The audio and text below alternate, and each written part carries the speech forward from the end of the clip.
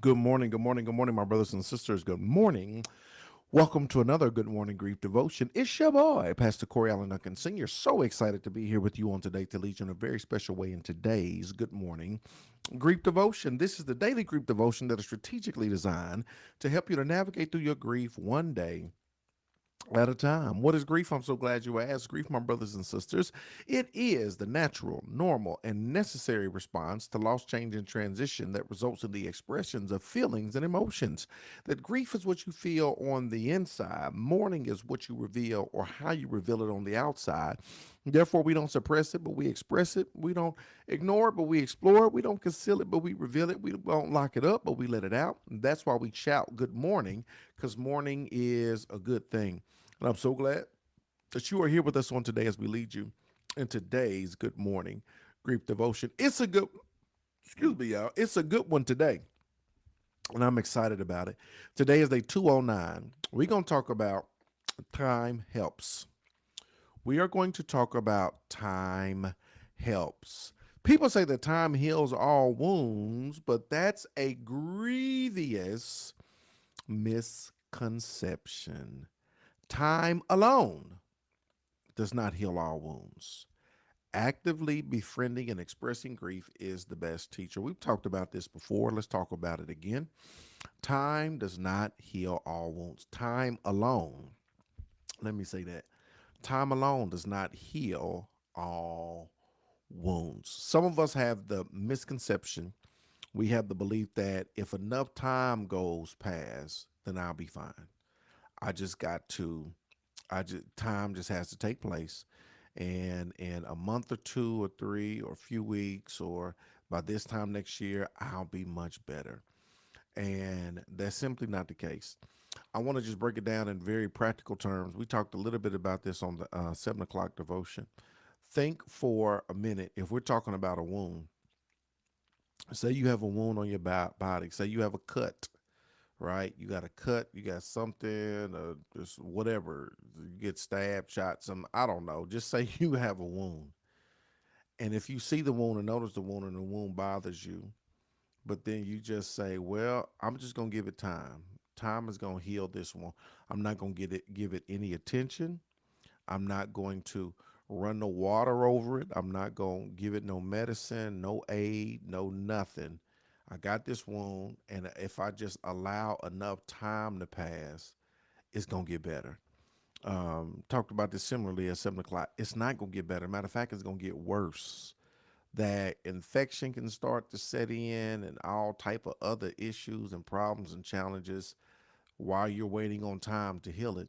If you don't befriend it, right? If you don't care for it, if you're not actively trying to address it, right, it's not going to get any better. And for those of us in grief, we think that if we can just get a month down the line or 3 months down the line, we're going to be fine. 6 months down the line, I'm not going to feel what I feel now and be in a position that I'm in now. So we suppress it, don't express it, we ignore it, we don't explore it, thinking that time is going to heal it. That's not the way it works. Actively befriending and expressing grief is the best healer. Actively befriending and expressing grief, oh, that's what's going to heal. If you can do that in time, right? Oh, you'll see that the wound is getting better. Actively befriended, grief is not the enemy, right? Grief is not the enemy. That's why you have to actively befriend it and express it. That's what helps you to navigate through this thing called grief. I need you to change your mindset. Change your mindset, shift your perspective of thinking this is the enemy. 'Cause I hate feeling this way. This is the enemy. No. If we learn anything else from um, Inside Out 2, you are an amalgamation of feelings.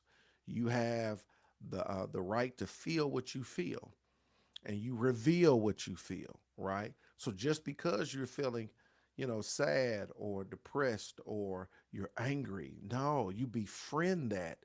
Give yourself the place and the space, the permission and the grace to feel what you feel and reveal what you feel in a healthy manner.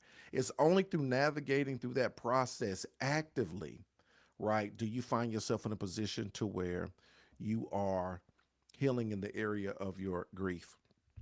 But in addition to intentional mourning, the passage of time also helps. Grief naturally softens over the course of years. And now this is true, right? But it only happens with intentional mourning.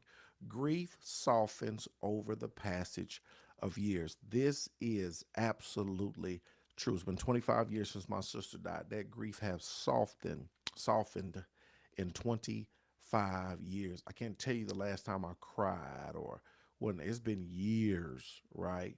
Or even just felt this pain. I wonder, I wonder what she would be doing. I wonder what she would look like. I wonder. There are moments where I wonder, but over the years, it softened. It has softened, right? It was 2011 when my father died. So it's been, what is that, 14 years? 14 years. It has softened in 14 years, right? It has soft. I still have little moments, right? I still have little moments here and there. Father's Day rolled around this year. I had a little moment. Not every Father's. I had a little moment, right? I wonder. I was gonna say the last time I cried, it probably was Father's Day week. Yep, yep, it was Father's Day week. But the time I cried before that, I don't know. I can't tell you. It has softened. Is the pain as intense as it was in 2011? No. Is the pain as unbearable and just constant crying? No. Why? Because it has softened over the years. But it only has softened not because time has passed. It has softened because of intentional mourning, plus the fact that time has passed, right? That when there's intentional mourning, when you process, when you grieve, when you mourn, all of those things are intentional to help, in addition to time passing, to help you to be in a better place as it relates to your grief.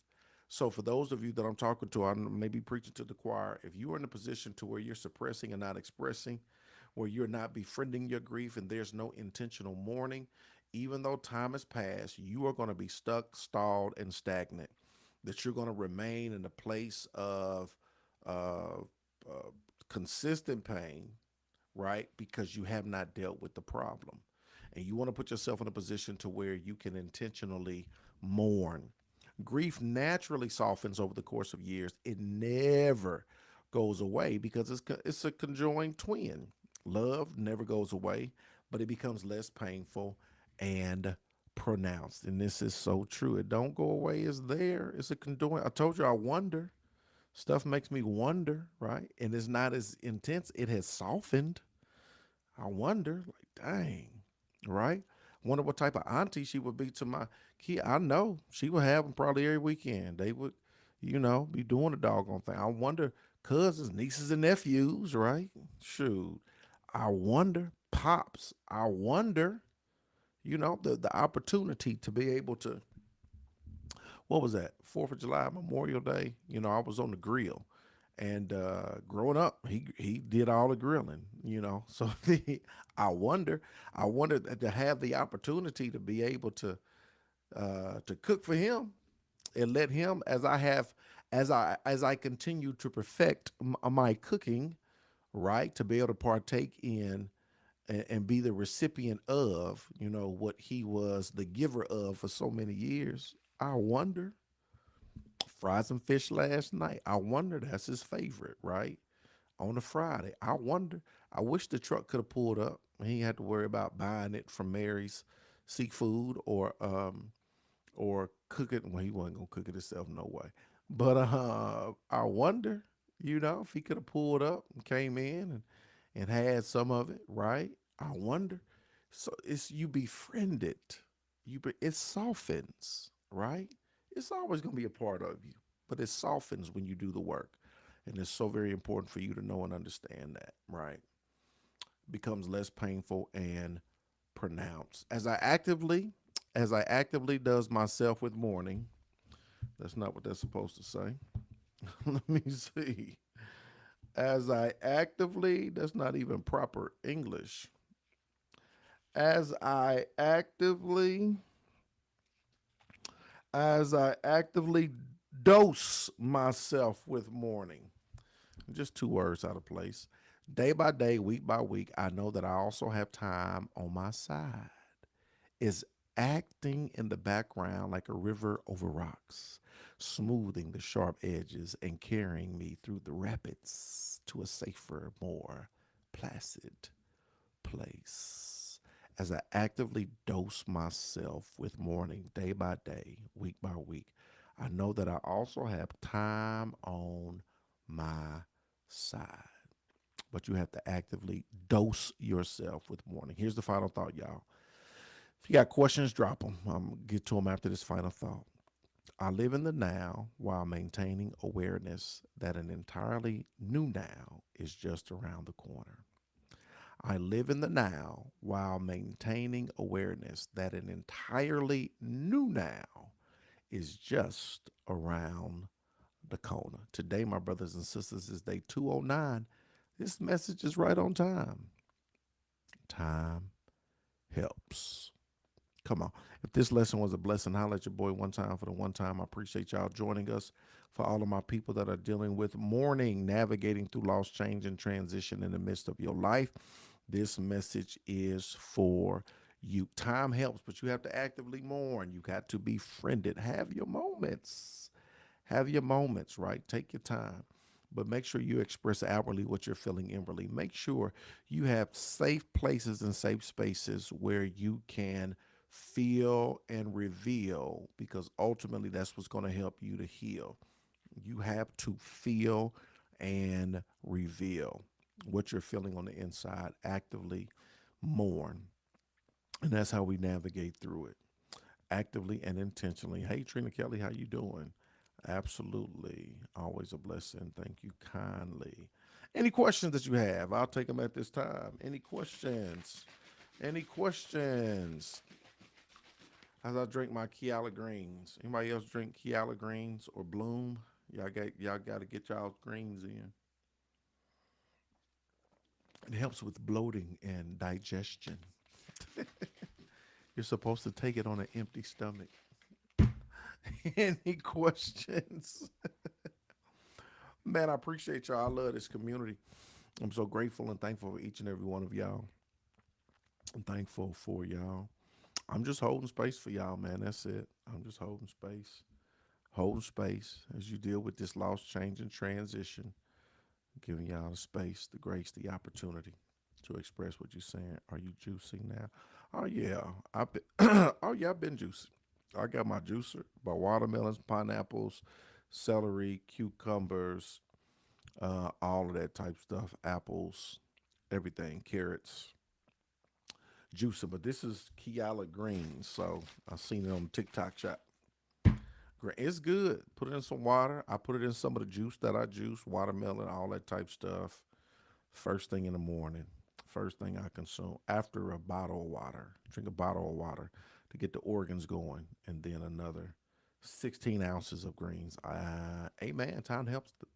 Bless me. Thank you, Pastor. Yes, Tamika, we praying for you as you are on your journey. Y'all, Tamika Brown just lost her mother, and the memorial service was on Thursday.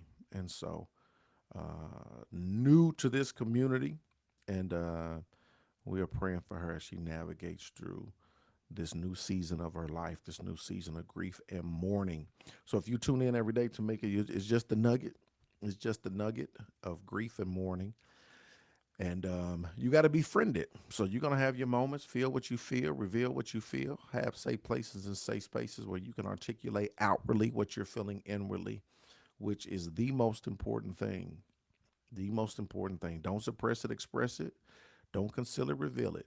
Don't think that if you ignore it instead of exploring it, it's going to get better, because it's not, right? We got to express outwardly what we're feeling inwardly. That's how we navigate through this process. Man, I appreciate y'all. I love y'all. Quiet as usual. Hope y'all have a sensational Saturday in Jesus' name. I'll see y'all same time, same place tomorrow. Let's go, fam.